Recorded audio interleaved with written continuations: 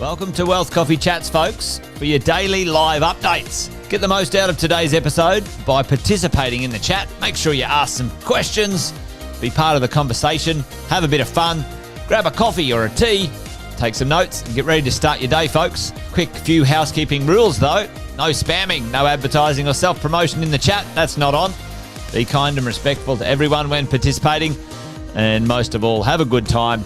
Real estate investing can be your biggest asset. It also can be your most expensive asset when it comes to getting it right or getting it wrong, folks. It can be time-consuming, stressful, and that's why here at Positive, we have what's called a 6-star team, a full-service team that provides integrated wealth and property investing solutions and services simply designed to help you progress towards your goal of passive income through your property portfolio, folks. Make sure you check out our other podcasts on the Positive Mentor Network. Not only is there Wealth Coffee Chats, there's the Urban Property Investor. Drops every Wednesday with straight talking investing strategies and lessons with Sam Saggers. Property Investor Tales. This is where our clients, you guys, share real life stories from property investing, hosted by some of our advisors and strategists. And that's done every fortnight, dropping every Monday. Wealth, Wine and Wisdom, folks, that debriefs the week that was in the world of finance and property, hosted by yours truly, Jason Witten and Andy Fenton on Fridays. Hey, good morning, folks.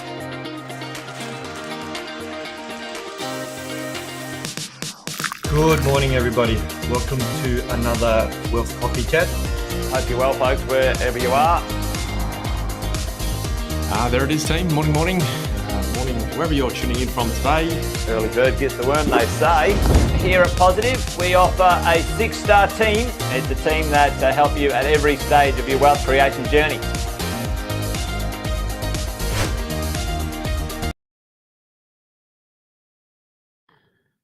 Good morning, everyone. Welcome back for another Wealth Coffee Chat. I'm Daniel McPherson from Positive Tax Solutions. And today I've actually brewed up a practical and often underutilized strategy to talk about, and that's salary sacrificing. So I hope you've all got your coffee ready to go. Won't talk today about what's been going on in the world. I'm sure we'll have a lot more to discuss about that later on. But yeah, today we're looking at salary sacrificing, a good way to look at boosting your retirement into super, financing a vehicle, simplify your financial management. So salary sacrificing does have a lot to offer. So let's kick off with the basics. What is salary sacrificing? So it's essentially an agreement between you and your employer where you give up a portion of your pre-tax salary in exchange for benefits. So that's like superannuation or car lease or even work-related tools. So it's called pre-tax because the amount you salary sacrifice is deducted before your salary is taxed, which therefore reduces your taxable income. So happy days. So this reduced taxable income means you pay less tax, and depending on what your salary sacrifice, you could also benefit from lower tax rates. So if it's going into super, for example, it's taxed at 15% rather than your marginal tax rate. So that's a win-win. So if we have a look at a bit of an example, we could use Sarah earning $150,000 a year. She decides to salary sacrifice $10,000 into her superannuation account. So her taxable income drops by that $10,000 to $140,000. And that means her overall tax bill decreases by almost $4,000. So the $10,000 going into super does get taxed at the concessional rate of 15. So she's got a pretty significant tax saving there just by salary sacrificing that super amount. Now, what can you salary sacrifice for? So let's explore what you can salary sacrifice and the options depend basically on your employer, but most of the popular ones are here. So we've got super contributions. We've got novated car lease. We'll dive deeper into that in a moment, but essentially that's a way to finance a car with pre-tax dollars.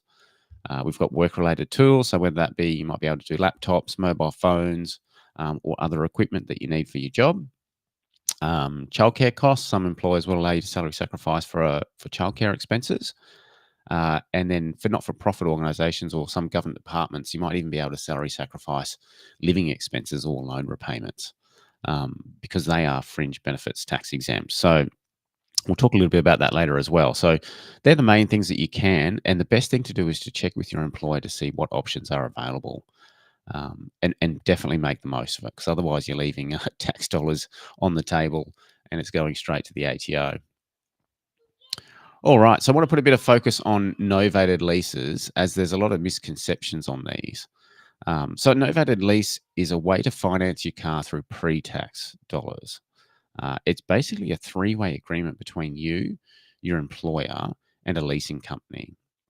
So your employer deducts the lease payments directly from your pre-tax income, and they pay the leasing company direct. So this covers not just the car payments, but also any fuel, maintenance, insurance. So it's all bundled into a package.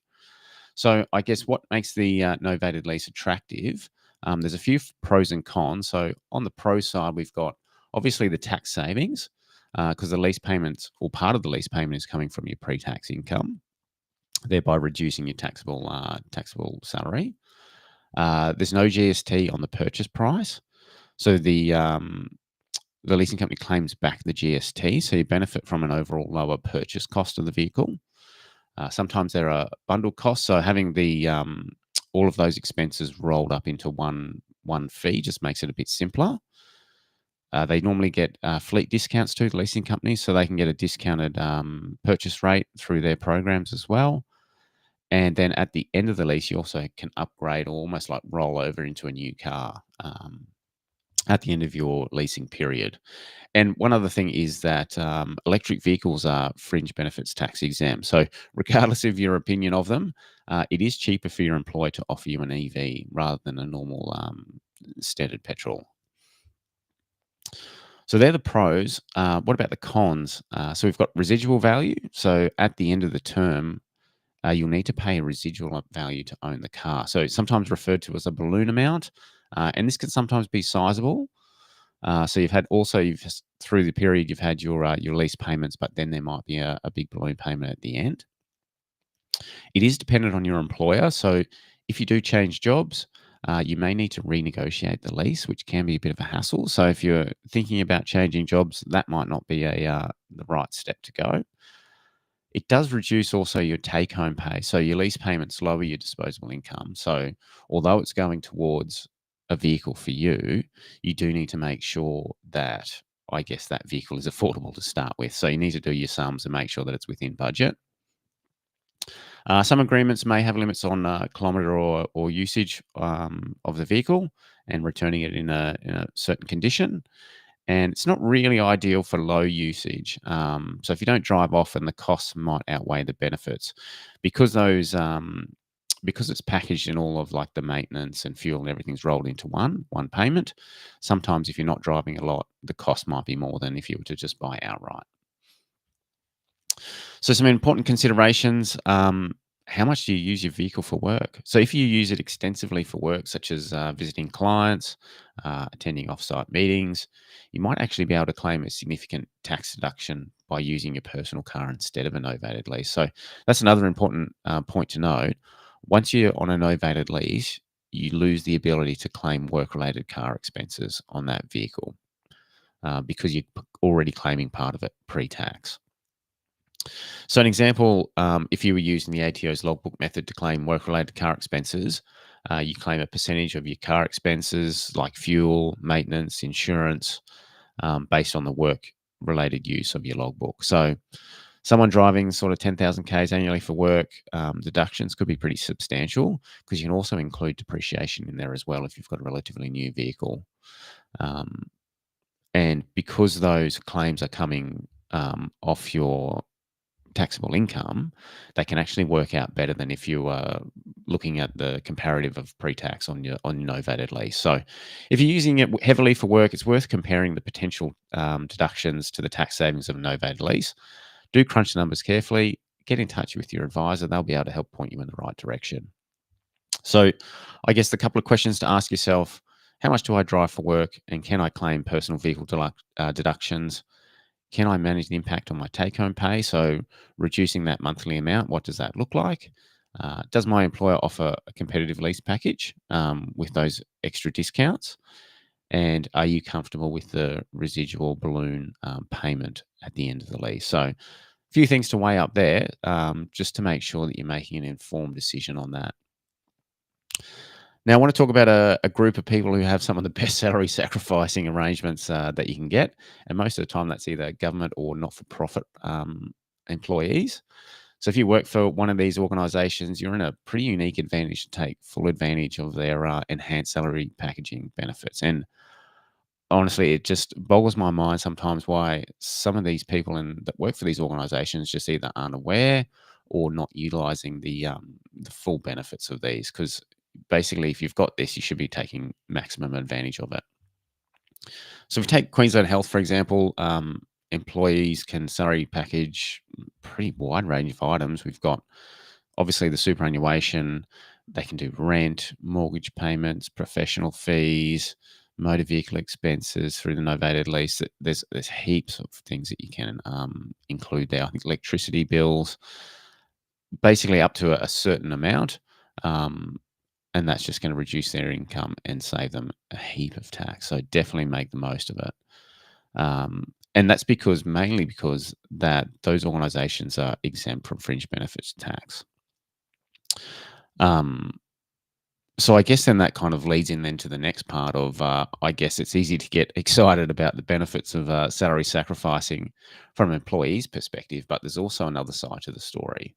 And employers do face certain restrictions and extra responsibilities when offering salary sacrificing arrangements. So if you have a bit of a look at behind the scenes and what goes on there, we can sort of understand why not all employers offer the same options or perks. So I guess some of the key challenges and limitations that employers have to navigate are fringe benefits tax. So they may be liable to pay this tax on the benefits they provide. And sometimes it can almost increase the actual cost to them by almost double. So I guess it does add significant cost to some, particularly if they're not an exempt organisation for FBT. The documentation is significantly extra. This needs to be sort of put in place to make sure they comply with all the tax laws, make sure that they comply with minimum wage. So they still need to take into account that they're paying you minimum wage and they're meeting their legal minimum wage requirements. So definitely, I guess, relevant for those who are on the lower income end. There's also award and agreement constraints. Some of the most, I guess you call confusing laws in the country are the industrial awards or enterprise agreements. They can sort of limit sometimes the types of salary sacrifice arrangements that employees can offer. Additional reporting obligations. So there is extra steps that they have to take to report that information on how much is going out for salary sacrificing, which does increase their costs as well. So not only maybe they've got the fringe benefits tax, but there's also administrative costs as well.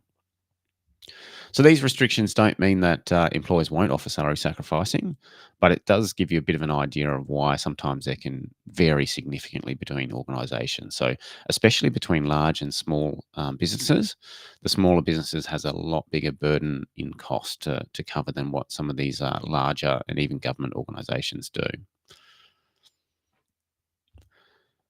All right, so I guess salary sacrificing is a bit of a partnership. So while the employees gain tax benefits, employees are also working hard behind the scenes to comply with all their obligations, but it can deliver a great outcome for everyone. And I mean, for the employee, the tax savings can be pretty significant, particularly if you're a government or not-for-profit employee. So as always, planning is key. Make sure you assess your option, weigh the pros and cons, consult your professional to tailor the strategy to your needs, and also be careful with your planning. It can be a real game changer, but you also want to make sure that it's being spent on those expenses that you would have spent anyway. Perfect. All right. And also a reminder that we've got the Property Summit coming up. So that's on the Gold Coast, 13th to the 15th of June. For anyone interested, wants to know more, there'll be some more information come out. So make sure you reserve your tickets. I think we've got a link at the top of the chat there. So jump in, grab a ticket, and we hope to see you there. Thanks, everyone. Have a great Tuesday.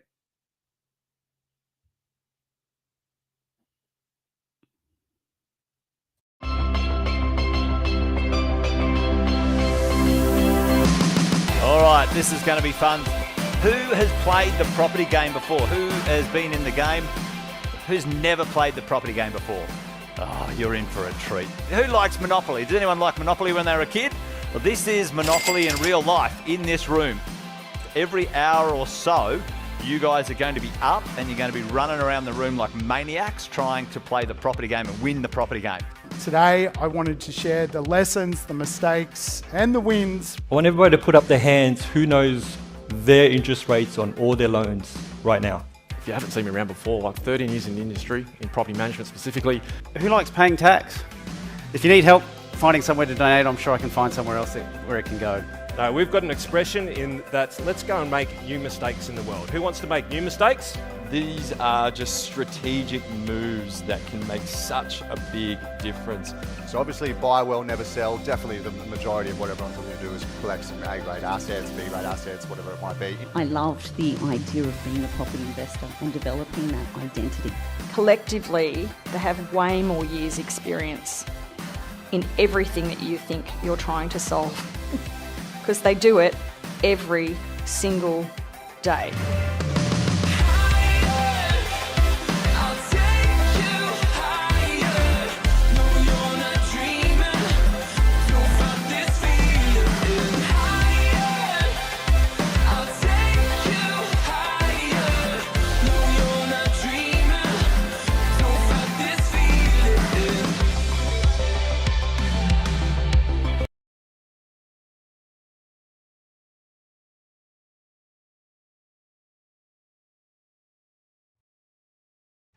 General advice disclaimer. Information provided and made available advice. The information is of a general nature only and does not take into account your individual objectives, a financial situation or needs. It should not be used, relied upon or treated as a substitute for specific professional advice. We recommend that you obtain your own independent professional advice before making any decision in relation to your particular requirements or circumstances. Positive Tax Solutions and its representatives do not warrant the accuracy, completeness, or currency of the information provided on and made available through this podcast.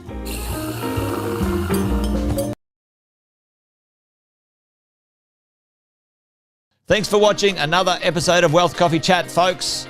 Make sure you like, subscribe, and turn on your notifications so you never miss a thing when we go live. Improve your portfolio and investing game, folks, with Wealth Coffee Chats live every morning at 8:10 each weekday. Make sure you join us. Previous episodes are also available wherever you get your podcasts, folks, as well as our other podcasts from the 6 Star team here at positivementor.com.au.